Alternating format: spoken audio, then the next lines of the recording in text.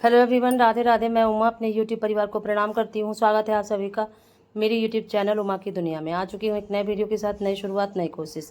समय है सुबह का और ये एक साइड में मैंने दूध चढ़ाया हुआ था और एक साइड में कढ़ाई, और कढ़ाई में जब बनाने जा रही थी मसाले वाले चने।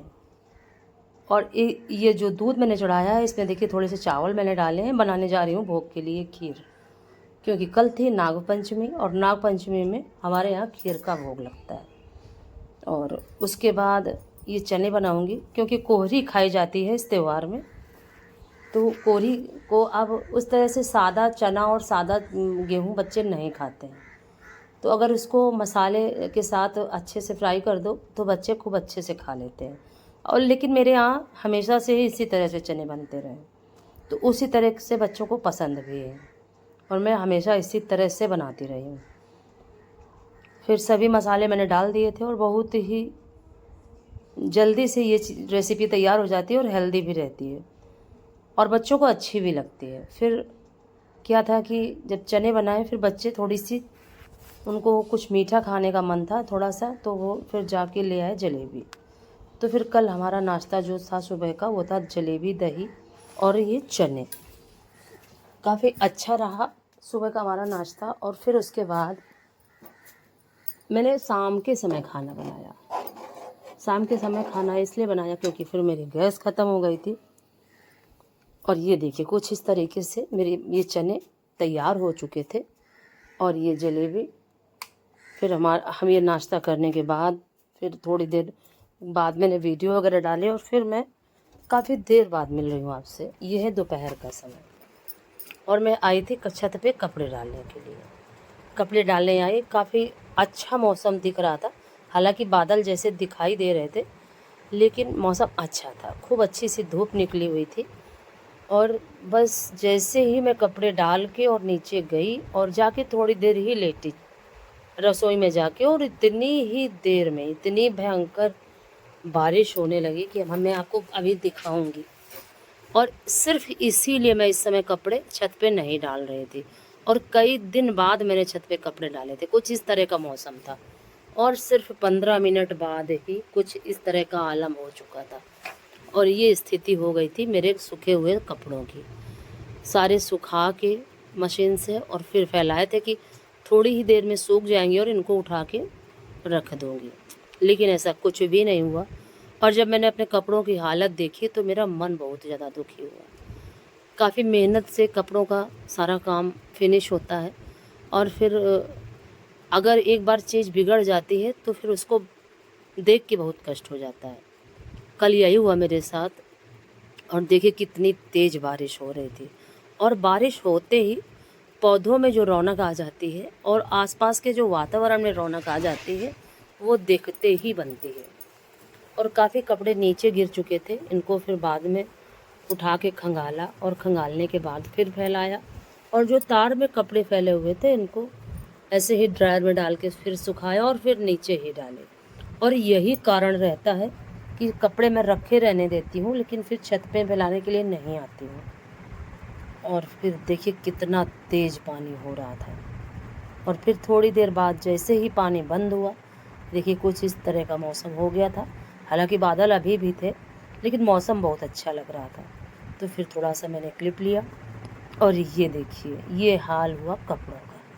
तो जो कपड़े नीचे गिरे हुए थे उनकी तो बहुत ही ज़्यादा कंडीशन ख़राब हो चुकी थी, लेकिन जो डोरी में अभी थे वो ले जाके और टब में रख लिए एक एक करके। सब कुछ हवा की वजह से देखिए दुपट्टा काफ़ी बुरी तरह से फंस चुका था, क्योंकि इस जगह पे तार पे गांठ है इसी कारण से। और देखिए जो नीम की पत्तियां हैं उनका हरापन कितना अच्छा लग रहा है।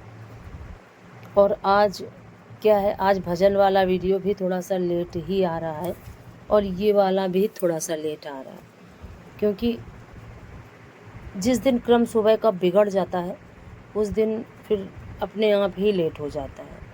और इस समय थोड़ा सा बिगड़ा हुआ है सारा सिस्टम कई दिन से, जिसको कि मैं व्यवस्थित नहीं कर पा रही हूँ। और ये देखिए सारे कपड़े मैंने टब में रख चुकी थी, अभी इस साइड के बाकी थे। और जो पक्की छतों में गिरते हैं वो तो ज़्यादा गंदे, हालांकि क्योंकि मिट्टी जो है ना वो चारों तरफ ही आती है। पक्की छतों में भी बहुत सारी मिट्टी है, कुछ तो गमलों की वजह से और कुछ कच्ची छतों की वजह से।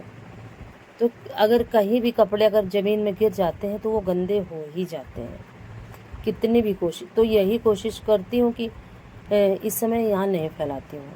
और गर्मियों में क्या है, धूल वगैरह अपने आप ही इधर उधर उड़ती रहती है। और ज़मीन में अगर पानी वगैरह नहीं होता है तो कपड़े ज़्यादा गंदे भी नहीं होते, अगर ज़मीन में गिर भी जाते हैं। कच्ची छतों में भी गिर जाते हैं तो ज़्यादा गंदे नहीं होते हैं। ये देखिए कुछ इस तरह की स्थिति कपड़ों की हो चुकी थी जो नीचे गिरे हुए थे। फिर हालांकि इस बार क्या है कि जैसे ही मौसम ज़्यादा गर्म होता है वैसे ही बारिश हो जाती है, और काफ़ी समय बाद इस तरह का मौसम हुआ है। कई सालों बाद इस तरह से प्रभु की कृपा हुई है हम सभी के ऊपर कि इस तरह से भगवान इंद्र देवता एक अच्छी सी बारिश कर देते हैं। जैसे ही थोड़ी सी गर्मी होती है वैसे ही बारिश हो जाती है, जो कि बहुत अच्छा लगता है। और बारिश जैसे ही शुरू होती है तो बारिश का होना बहुत अच्छा लगता है, लेकिन जब इस तरह का कोई भी काम हो जाता है तो फिर बहुत तकलीफ़ होती है। देखिए सारे कपड़े मैं ला के और मशीन में डाल के इनको सुखाऊंगी, फिर इनको यहीं फैला दिया था नीचे ही, और जो कपड़े गंदे हो गए थे उनको फिर खंगाला। और जैसे ही मैंने मशीन में डाले कपड़े वैसे ही लाइट जा चुकी थी। फिर मैंने डोरी सेट करी और फिर इन्वर्टर से, क्योंकि इस तरफ जिस तरफ मशीन रखी हुई है इस तरफ लाइट इन्वर्टर से कोई भी बॉर्डर नहीं है, तो उस साइड से फिर मैंने किया। और ये देखिए जितना मैं इन कपड़ों को खंगाल रही थी कितनी मिट्टी निकल रही, और मिट्टी के साथ ऐसा लग रहा था कि जैसे साबुन भी निकल रहा है। ऐसा लग रहा था कि जैसे भगवान जी ने इसमें सर्फ डाल दिया हो। ये देखिए काफ़ी मिट्टी और निकली, और फिर मिट्टी के साथ साथ काफ़ी साबुन जैसा छूट रहा था, क्योंकि बारिश के पानी में कुछ इस तरह का होता ही है कि उससे फिर एक कुछ किसी भी तरह की जो गंदगी होती है वो टिक नहीं पाती।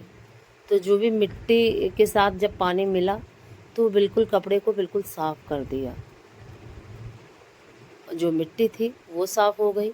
फिर इन कपड़ों को भी सुखाया और फिर फैला दिया था, और फिर मैं मिल रही थी आपके साथ शाम के समय। और ये सारा करते करते ही सुबह से शाम, दोपहर से शाम कब हो गई मैं खुद ही नहीं समझ पाई। और फिर मैंने बनाया खाना। ये सारा कपड़ों का काम निपटाने के बाद खाना बनाया, खाना बनाने के बाद फिर शाम के सारे काम किए। अगर आज का वीडियो थोड़ा सा भी अच्छा लगे तो वीडियो को लाइक करिए, चैनल को सब्सक्राइब करिए, बेल को ज़रूर प्रेस करिए, और एक प्यारे से कमेंट के साथ अपना प्यार आशीर्वाद मुझे ज़रूर दें। और जिस जगह पे मैं कपड़े खलबला रही थी उसी समय पे कल एक छोटा सा सांप का बच्चा निकला। पहले मैंने सोचा कि केचुआ है, छत से गिरा होगा, और कपड़े साफ़ करते करते ही थोड़ी देर बाद मैंने देखा कि वो अपना जो आधा शरीर है वो ऊपर को उठा के और चल रहा है।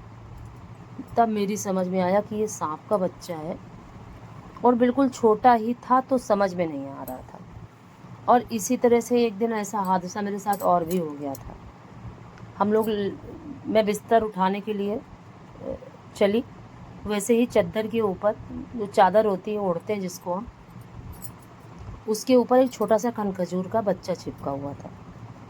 और मैंने सोचा कि बच्चों ने, क्योंकि अब आँख से थोड़ा सा कम दिखाई देता है, समझ में कम आता है, और थोड़ा दूर थी मैं, जैसे ही पास आई तो मैंने सोचा बच्चों ने चाउमीन वगैरह खाई होगी, हो सकता है कि उनके कपड़ों में कहीं चिपकी रही हो और चादर पे आके लग गई हो।